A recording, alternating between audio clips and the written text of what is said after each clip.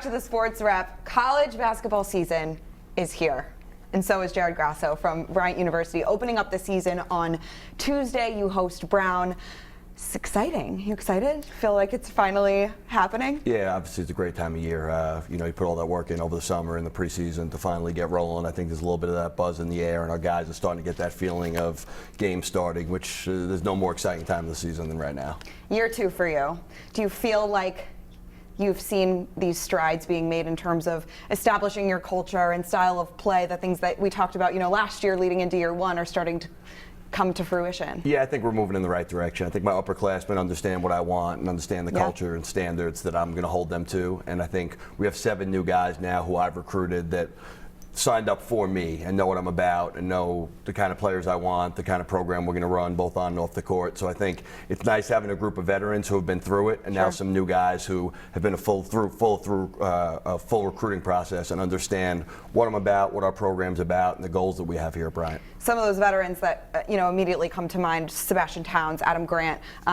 Big things I'm sure you're expecting from those guys in terms of leadership on the court and off the court. Yeah, those guys have been through a lot of ups and downs in their careers. It's their 4th year in the program, 2nd year with me, and again, I think they understand my expectations for them, how hard we need to work, and what we need to do to become a championship program. And that's been our goal since the day I stepped on campus. And I think those guys are in year 4 where now they really want to win, and now everything they do is about winning and about leading the right way. So it's great having upperclassmen like that who there's a trust between us, and I think we understand each other really well now, and we both have the same goals. Another player that comes to mind who I'm excited personally to watch play this year is Juan Cardenas. Like, just his development, and felt like he was really playing his best basketball kind of towards the end of the year. How was his offseason, and what can we kind of expect to see from him this year? Yeah, Juan had a great summer, and I think he just started playing his best basketball in February last year, and we knew it was going to take a little bit of time coming out of junior college. He had taken a year off before playing for us, and I think he started to click for him in January and February in league play. And now there's so many more things he can do. He's so versatile, can score the ball inside and out, can block shots, can defend, and I think he's just starting to scratch the surface of the player he can really become. Newcomers, I mean, these are kind of your guys now that we're getting in the mix, so tell me about some of the faces we should look out for. I think we have 3 freshmen we're really excited about. Charles Pride, Mike Green, Benson Lynn are all guys who have been very productive so far in practice and our scrimmages. Benson Lynn is a kid who went to St. Andrews in Rhode Island prep school. Played high-level international basketball, and is a kid who can really score the ball. Big reputation as a scorer coming out of high school. Charles Pride is a pit bull, tough, competitive winner. Mike Green, jet quick point guard, can make plays. New York City kid who has a swagger and plays with a swagger. So those are 3 guys who I've known for a long time. We recruited very hard, and I think guys who have a chance to make an impact early on and have a chance to be great 4-year players for us. How do you feel about the depth of this roster, and just terms of, last year it seemed like, you were getting into the rhythm of things with your starters, but now do you feel like you have guys that can come off the bench that you're comfortable with? Yeah, I think that's the biggest difference right now. As I look down the bench, we have 10 or 11 guys who I'm comfortable playing. We're playing Tuesday night. I don't know who I'm going to start on Tuesday, and I could go 9, 10, 11 guys deep. So I think the biggest difference is the depth piece, and it's nice to be able to look down the bench and see different kind of players. I think we're a little bigger, a little more athletic, a little more versatile. So we're going to be able to play big at times, play smaller and faster at times. So it gives us some different options. A player coming out of shoulder surgery, Ike. How excited are you to have him back there, and just kind of get him integrated in part of the mix? Yeah, it's huge having Ike back. He's a leader. He's vocal. He brings a ton of intangibles, and he had led the league in assists, led the league in steals. He's a veteran guy. Again, someone who's older, been through it, and a steadying influence us at the point guard spot, where last year we kind of played without a point guard. Right. Now we have Ike, who's an older veteran guy who's been through it, and Mike Green, who's kind of a younger, electric, jet quick point guard. So I think now we have 2 guys who are both point guards. We can play them together at times. So I think it just gives us different options. Let's talk about Brown, right? I mean, they're coming off a big season, a big year, their first 20-win season in program history, and their first playoff win. It was a big year for them in terms of strides for the program.